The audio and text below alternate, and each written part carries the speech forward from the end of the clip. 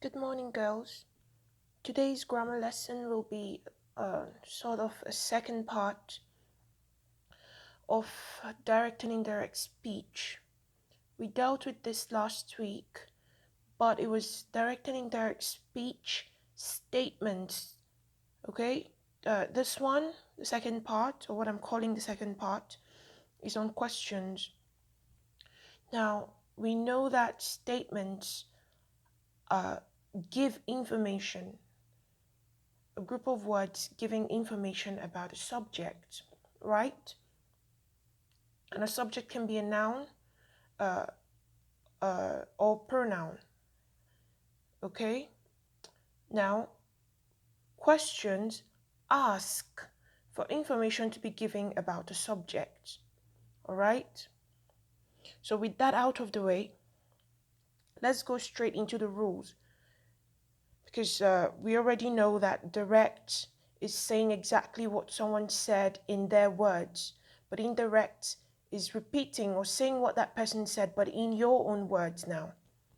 So rule one, it says we use direct question to state exactly what someone has asked. We can do this in two ways. We can begin with the speaker's name, just like uh, the last lesson, okay? Direct and indirect speech on statements. You can either begin with the speaker's name, as in one I, or in one I, you can begin with the speaker's actual words before the speaker's name, okay? So let's see. When you're beginning with the speaker's name, the same rules regarding punctuation still apply as in the last lesson, okay? Uh, of course, capital letter here. After the dialogue word or the speech word, speech verb, you put a comma, all right? Quotation open, and then you capitalize. And then, of course, you put your punctuation before closing quotation. Note this.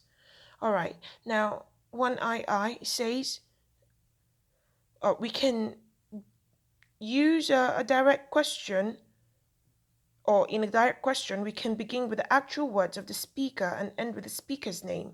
All right. So we've taken what the speaker asked, the exact questions, the exact words of the speaker, and we've started with it. Okay? Sorry, we started with them. Quotation open, of course, capital. Once you open quotation, stating exactly what the person said, you must begin with a capital letter. Capital letter here, capital letter here. All right. Now, once you finish, of course, punctuation, you remember that here you can use a question mark, you can use a comma, you can use an exclamation mark, but you can never use a full stop here when you're beginning with the actual words of the speaker. Never a full stop here, all right? So since we're asking a question, of course, we're going to use a question mark. So question mark, quotation close, said in small letter. I know some of you are going to mix this one up, so this is why I'm pointing it out, even though the book hasn't, specifically pointed it out like it's done with regards to punctuation marks. So small letter, please, all right? Regardless of the fact that this is a question mark. Small letter, no punctuation after the quotation, the closing quotation. So small letter, and then when you get to the end, it's a full stop. It must be a full stop here when you're ending with the speaker, all right? Now, that is on rule one, beginning with the speaker or beginning with the speaker's actual words. All right. Now, rule two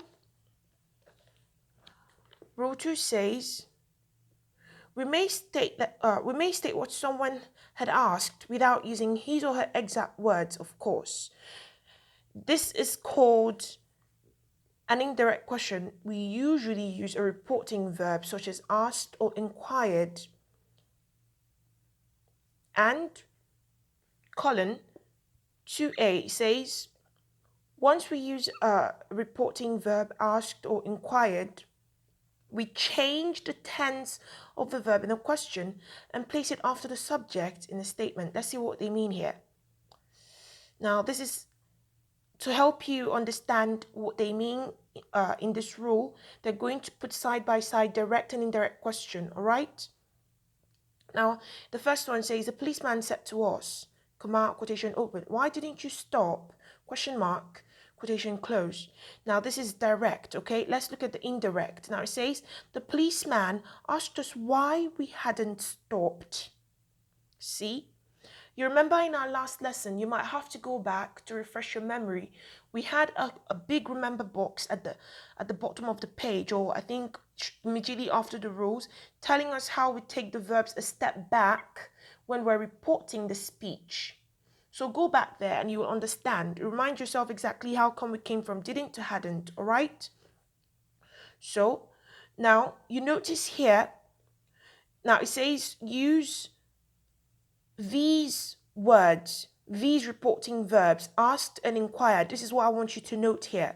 See here, it says the policeman said to us, and then you put the question the way he asked it. But here in the reporting question or indirect question, it didn't use this word anymore. It changed it to a reporting verb. It said the policeman asked us why we hadn't stopped. All right. Now let's see 2b.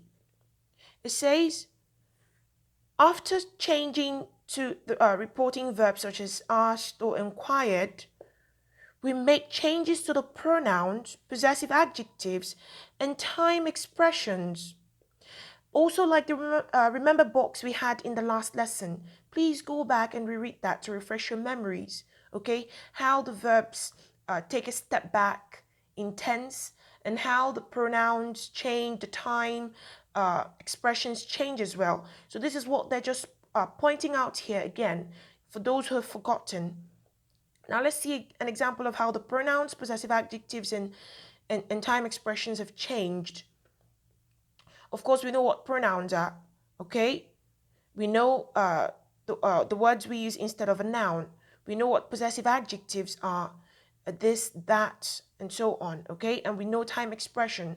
For example, yesterday changes to the day before, tomorrow changes to the next day, something like that. So go back and remind yourself. Now, the example here says, Aileen said to her father, comma, quotation open, Dad, are you leaving tomorrow morning for London? Question mark, quotation close. Okay, now note the pronoun you so that you see how it changes in the indirect question.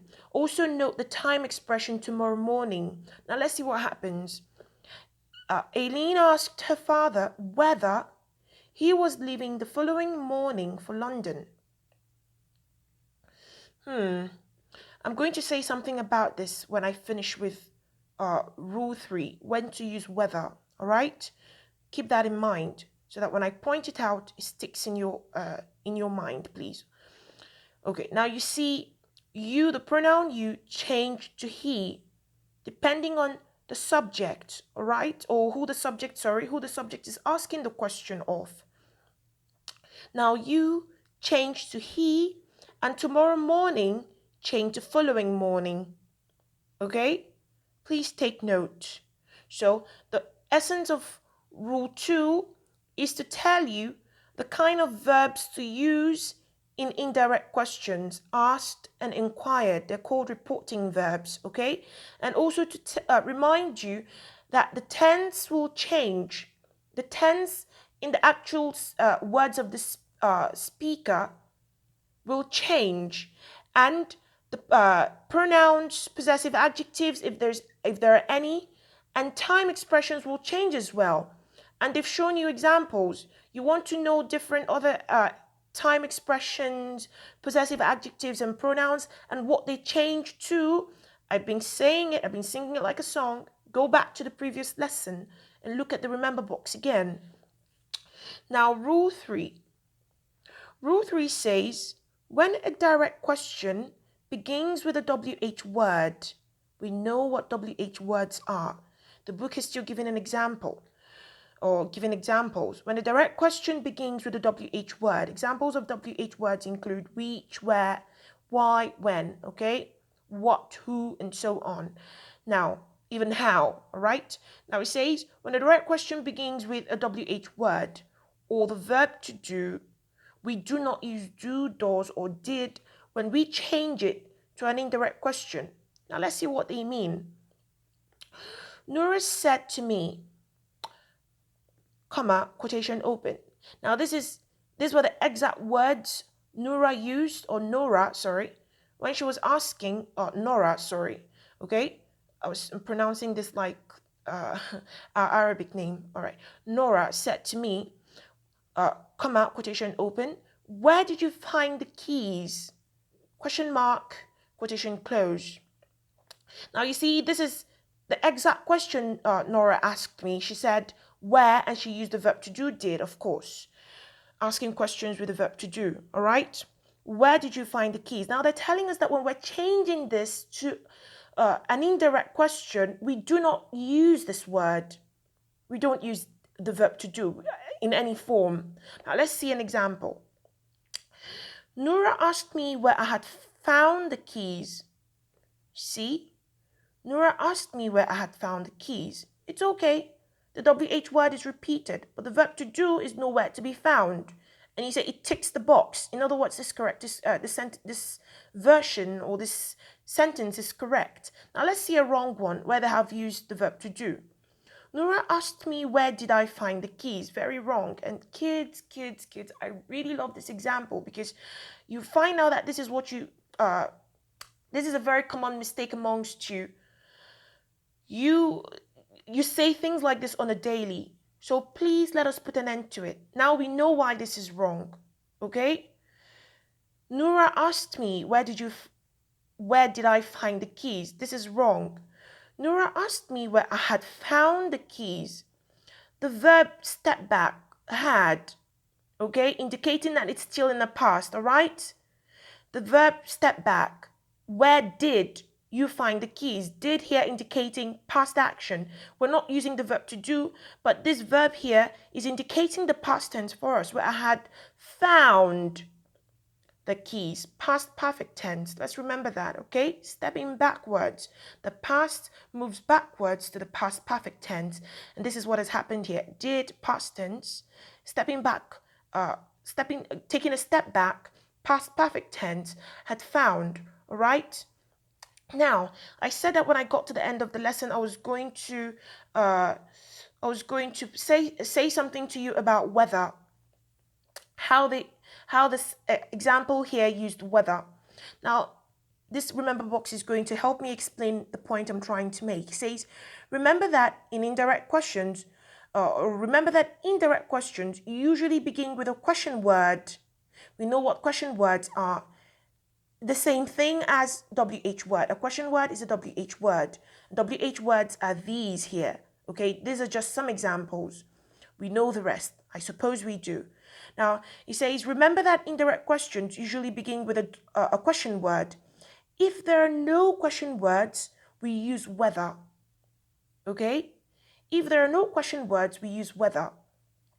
In this example here, a question word is used where. So, when changing this direct question to an indirect question, we repeat the same question word where. All right? But here you find out that there's no question word. The question is, Dad, are you leaving tomorrow morning for London? There's no question word here. There's no WH word here. Okay? So since there's no WH word here, you realize that here he used whether. If there's a WH word, use it. Repeat it in your indirect question. But where there is no WH word, use whether. It's like a spare word, right? Says, Eileen asked her father whether he was leaving the following morning for London. Whether, all right? Since there's no WH word here. Now that brings me to the end of this grammar lesson. You can, to help you grasp more and let it sink and stick and never leave your head, I would advise you to go back immediately after watching or seeing this video. Go back to direct and indirect speech on statements, please, which is unit 14.1. This is 14.2. It won't take you a very long time. Just breeze through it. You can go and rewatch the video on it. Okay, breeze through it, remind yourself of the rules, and then let it be a lesson you've taken side by side. That way you appreciate all the rules much more. Please, I hope you adhere. Now, you're going to solve all the practices, and of course, as my usual instructions go, sending proof of work. After doing the practice, just take a picture. All right, it will take nothing from you to just listen and obey. Take a picture and send to me as proof of work. When I've got as many or proofs as reasonable, I say, yeah, I use the word reasonable. When I've got as many proofs as reasonable, I'm going to put up a correction, an answer key for you to cross check your answers. All right, so good luck.